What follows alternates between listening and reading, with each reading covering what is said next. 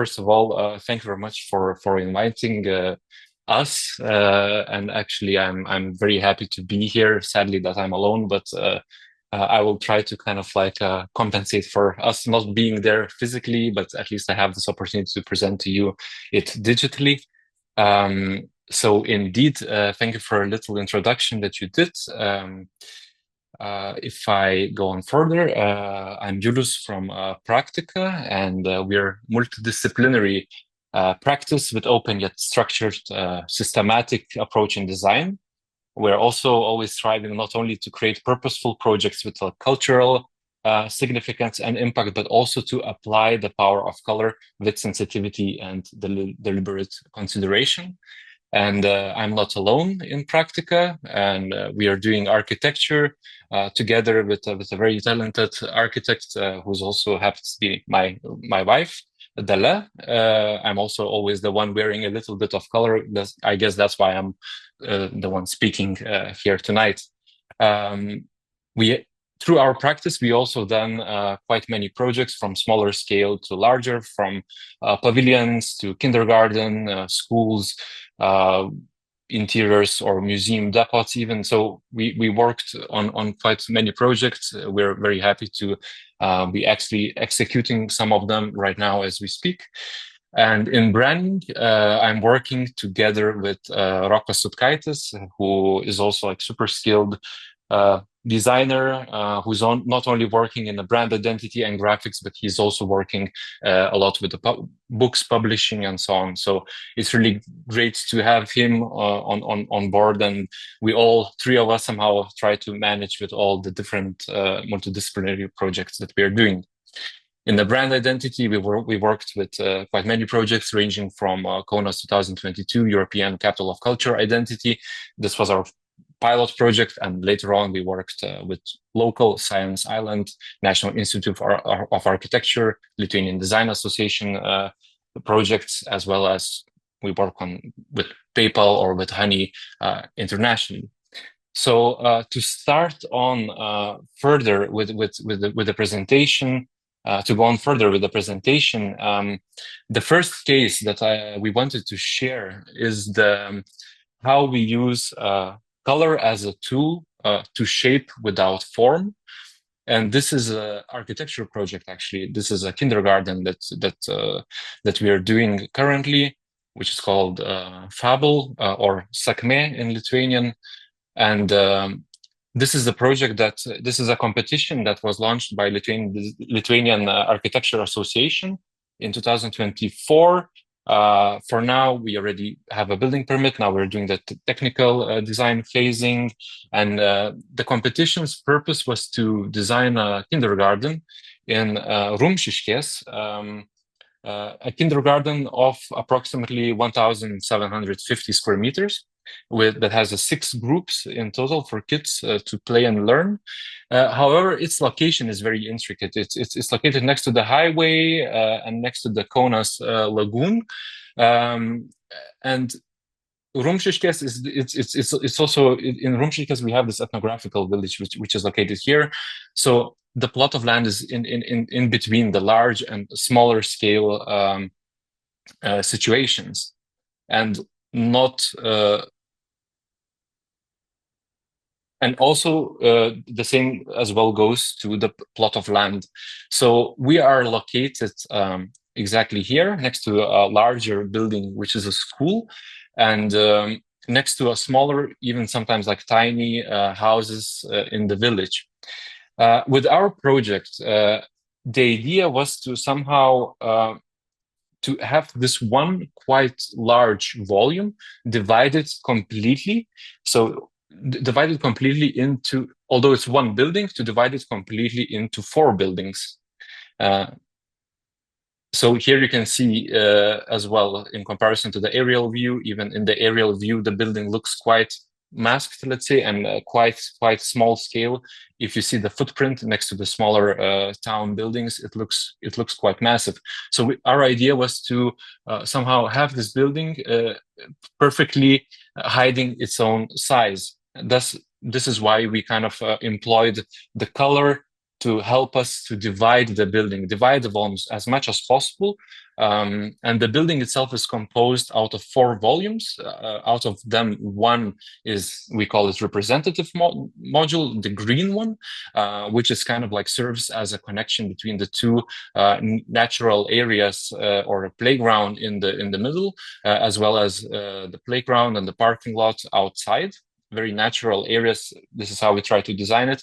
Does the green building, let's say, symbolizes the entrance to the central intimate garden inside. And then there are like 3 other volumes, which is also, they also have different color, although they are identical almost in plan and in shape. Everything else is identical. We chose color deliberately because in each of the volumes there is a slightly alternating situation in plan, where sometimes we have administration, sometimes we have kitchen and canteen, and sometimes we have a basketball playground or sports hall, you can call, inside of the blue one. So as you can see here in the plan, the building is indeed arranged as a sequence of 4 volumes. The green one, the representative volume, which is it's almost like a in between the interior like interior or exterior.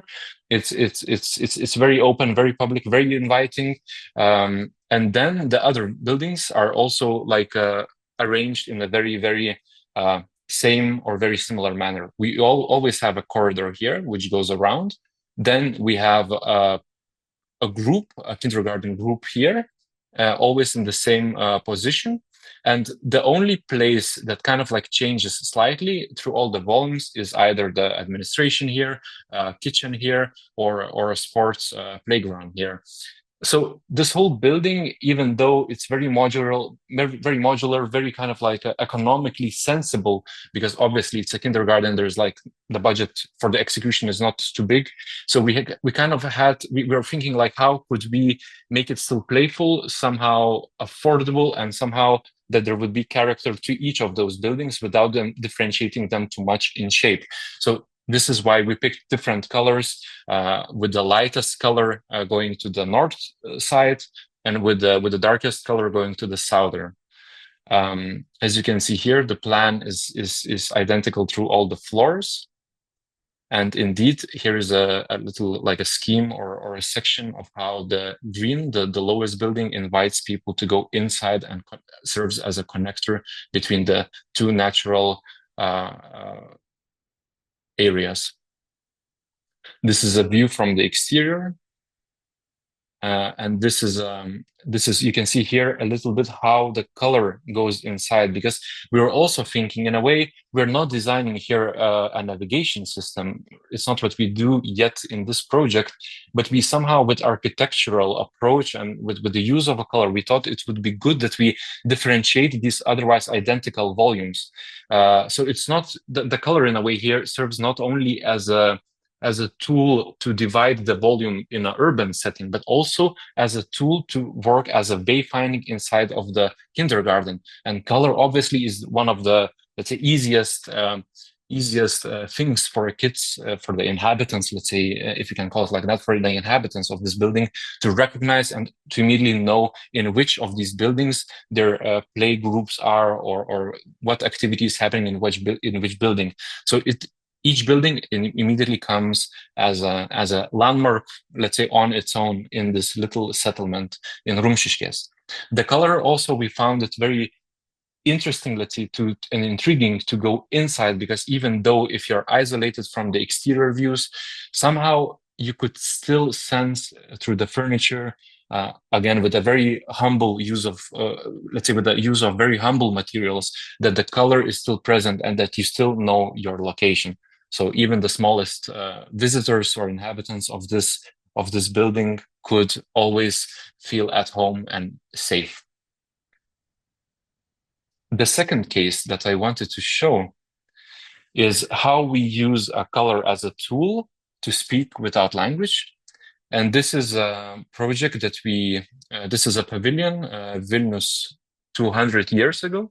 It was an open competition launched in 2022 by a fond of architecture, actually, and as well as by a National Museum of Lithuania.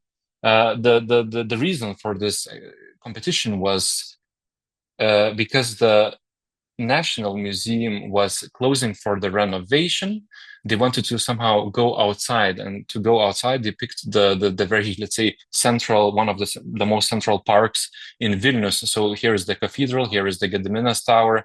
We have like a very, very almost like a bullseye location where the competition was held in.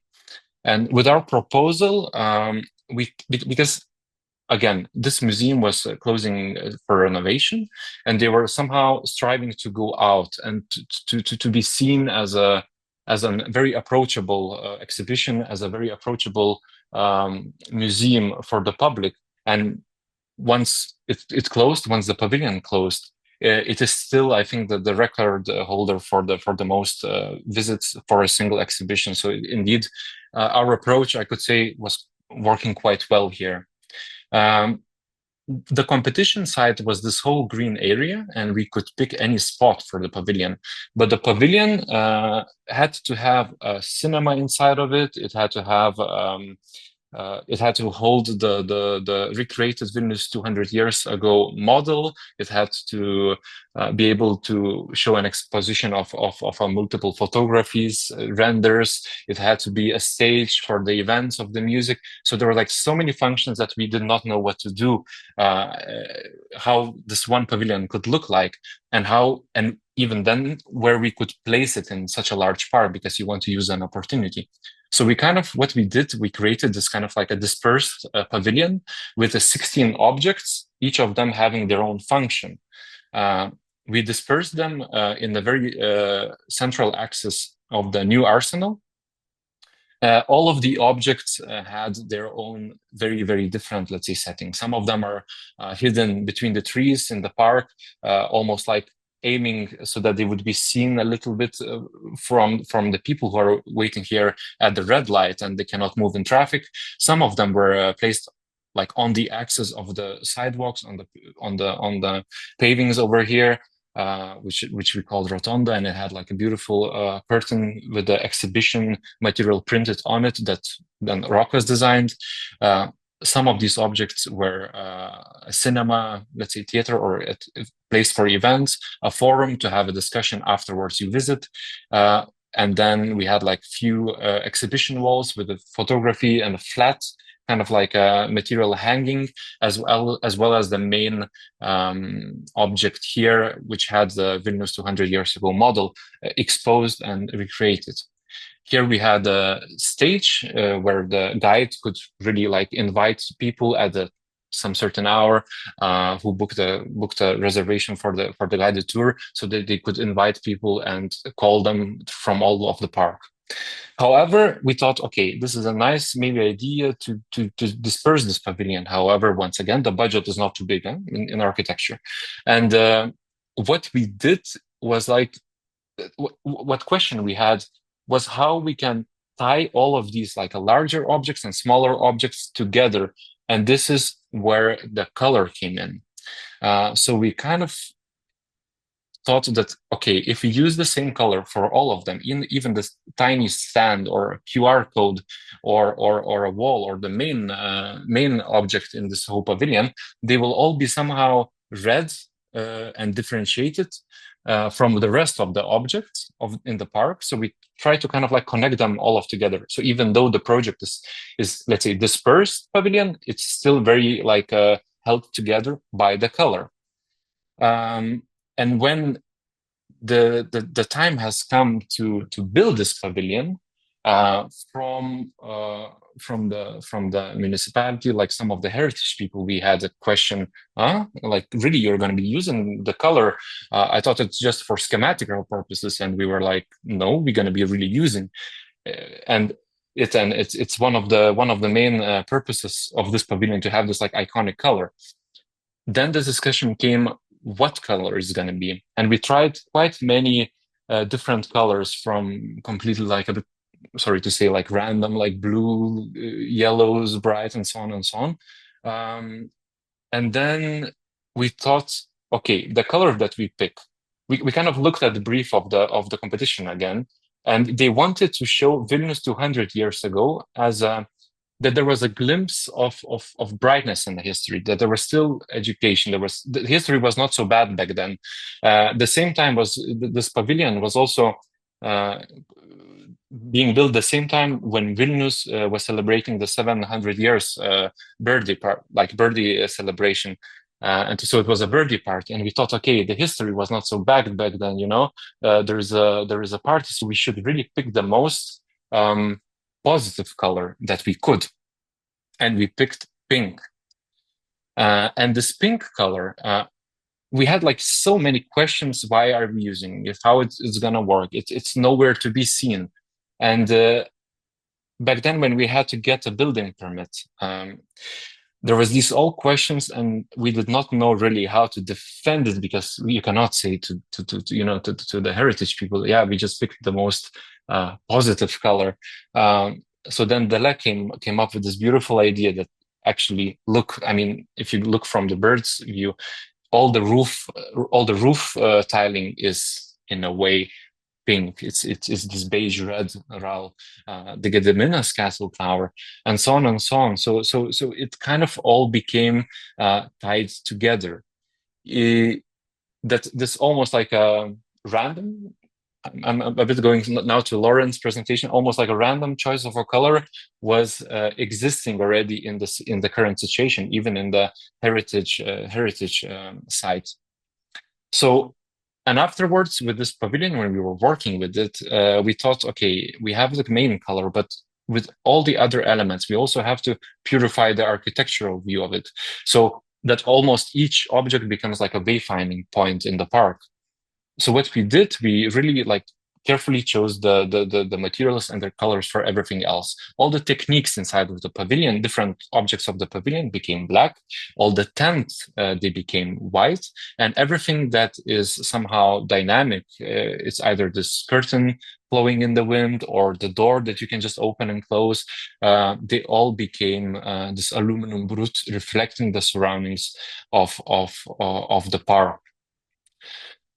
In the end, all of these objects really find their place really through the use of the color. So everything kind of settled in together. You see a little detail in the park, and you immediately recognize it as part of this pavilion. So even with a very limited budget, with each square meter of the material calculated, we still somehow could tie it all together in this large area. And altogether, from this view, from the Gediminas Castle Tower, you could really see how the new, sometimes when you think of it of like a random color choice, could really sit in place within the heritage site location. Number 3, the case number 3, what we wanted to share was color as a tool to mark without signs. And here we are going a bit from architecture to branding and identity, a project that we did for the Science and Innovation Center, which is called Science Island. It's a very dual project. I'm already giving a little bit of a hint to how the project looks and how it functions. And the project, as you can see here, it's located in the very central part of Kaunas, in the Nemunas Island. The Science Island is here, just at the very axis of all the accesses to the city, and the whole site. When we had to, so obviously we have the once again very central location, very charged location. However, when we had to design a brand identity, we started from the dot, and the dots you can find in space. Earth, if you look really from far away, it looks like a dot. You can find it in a human cells. You can find it in a Morse code or in Braille writings, in art, in the highest technological achievements of a human, and as well many dots you can find in a science island. So we took this architectural approach, and we multiplied this dot. Once again, we're leaning a little bit to this matrix kind of like situation where we have a grid, In this matrix, we lit up some of the dots, and it formed these little dots, like almost like a stars. They formed another dot, hensing the shape of the science island. This matrix expands, and it creates like a very long banner, also mimicking the shape of the science island. And this banner can expand further on. It's almost like a science itself. It has a very kind of like clear beginning where you start to learn, but hopefully you never end. So the identity also does the same. Within the identity, obviously we had to pick colors, and we wanted to be very smart here because the project, as I said, was very dual. But I will go into that a little bit later. So we created a completely custom typography that had like completely custom widths and weights and alterations. As well, for the wayfinding, we created a completely custom, almost like an open source, almost open source icons system as a secondary, let's say, language. We always have the same module, just the dots, they light up and they emphasize one or another function that is lying in the building. The system is completely open source, so anybody, like team, for example, from the Science Island, they already really use it to expand where they want to mark something else that we didn't create, or even the visitors, they can create icons by themselves for themselves. So this is like a very open approach to that. But when we had to pick the colors, as I mentioned, this project is very, very dual. It's a science center located in a very green area. This already gave a tone to us, and for the media and social media and website and all of these branding elements, we created like very vivid and very clear, very, again, dual color palette. So we picked the main colors to be like science green, science red, and science blue, and we complemented them with island colors, hence the science island, like a island blue, island red, and island green. So all of these colors, they kind of like complement each other, and to fulfill this whole color palette, we also had like a middle colors just in case they need to use it somewhere. All of these colors and all of this duality of the project really translated to the very different like media usages, from posters to also social media covers, where the dots and the bright, very bright colors, they work as a great backdrop, and they make Science Island already like very recognizable, even from a simple shape and very simple color scheme. However, the story was very different when we had to create wayfinding inside of the center, because the Namnas Island is located like, I mean, it's a very futuristic, very high-end looking and high-end functioning science center, which was actually built by Australian architects Smart Studio and executed by a local architects bureau, Natkavichus. The building itself is very much somehow nuanced, very modern, and very clean, almost like a laboratory kind of feeling in it. So with our wayfinding, we also wanted to respect that, to respect the building's architecture, to respect the surroundings that you can see. There's like a landmark, almost bridges being built, beautiful project by Lozrodite Ishara nearby, also another project, and also you can see a historical city center nearby. So it's very, very much charged. So we did not want to kind of like go in with all the very colorful approach that we use in the media. We really wanted to respect the inside of the building and to almost use for all the wayfinding, to use the materials, almost not to use color, but just to use the different materials and shades and tones to guide through this whole large science center. So we really came in very respectfully with the black and white tones that work beautifully. The whole idea of this wayfinding was to be there when you want it, but that you could almost like ignore it when you don't want to see it, or where you already know where to go. So this was like very, very minimalistic approach, and we are very happy that the team of Science Island went together with us, and also architects appreciated also our deliberate choice of careful use of tones and materials inside of the science island.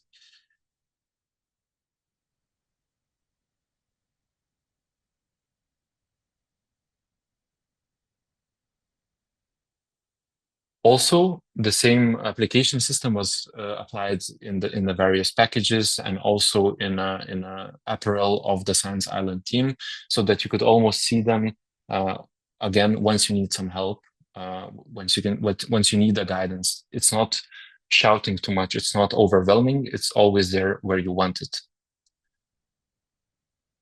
And the case number 4 that we wanted to share was color as a tool to show without arrows. And this is a brand identity that has not yet been really published too much, but it's a bit of a brand identity that kind of enables to show time through the color. And this is made for a cultural center, Agila in Nida, in Neringa, in the very, very center of it. So this is here, once again, really nice architectural project, renovation by Architektūros Linija. And when we were creating this brand identity, we were thinking a lot about where the building is situated. So it's situated on the almost like one of the central roads and tracks nearby the Coronian Lagoon on the right side here, and the seaside on the left side. So in a way, as it's a resort town, and this is a cultural and also tourism information center at the same time, we kind of wanted to think of how this whole building functions and how people live there. So in a way, as it's a resort town, you almost live by greeting the sun in the Coronian Lagoon. And the daytime, you go probably to the sea, and there you see the sunset. And this we also implemented in the identity. However, before doing the color approach, we also had to create, let's say, the vectors of the identity. So for the main identity, once again, we were very like respective to the heritage that is there in the building. So for the logo mark and for the icons, we took what was already there. We almost took the lettering that was there, and we kind of made it modern and fresh, so we still feel the heritage of the building, yet we look at it very, very, let's say, in a very modern way. We drew a logo mark that works on a various color paint works, on a photography. And for the icons itself, we also didn't want to invent any new system. We kind of like looked at this beautifully restored bas-relief and preserved bas-relief in the building, in the exterior of the building, just on the left side of it. And we took the shapes and the geometry and the angles from it, and we created the new icons with a little fish, let's say, hinting the little A letter from the Agila. And we created the extensive icons system for it.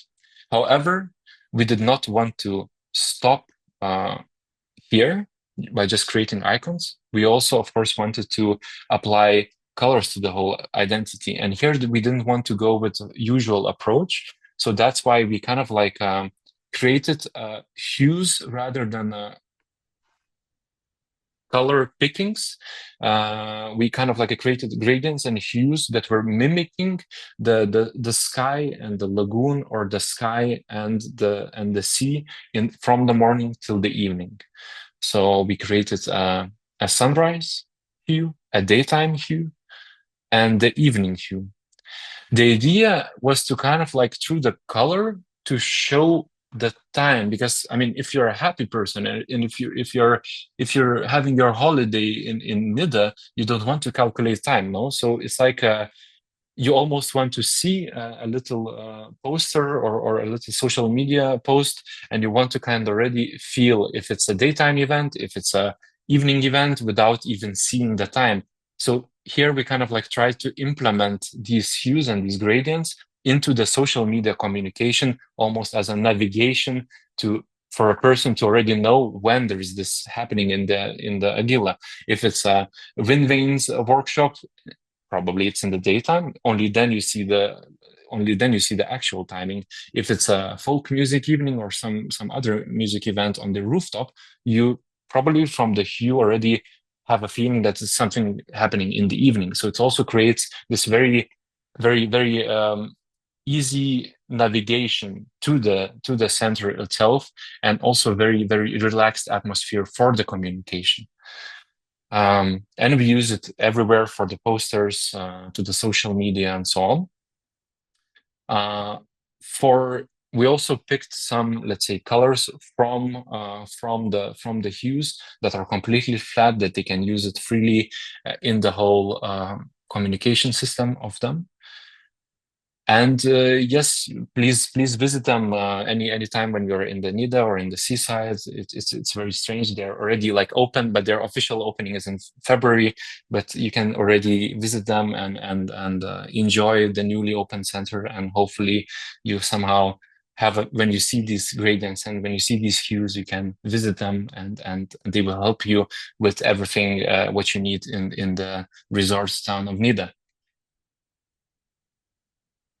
So thank you very much for your time and for listening. And just for a very few last words, I wanted to say that don't forget the beauty of colors in the times of the darkness and uncertainty.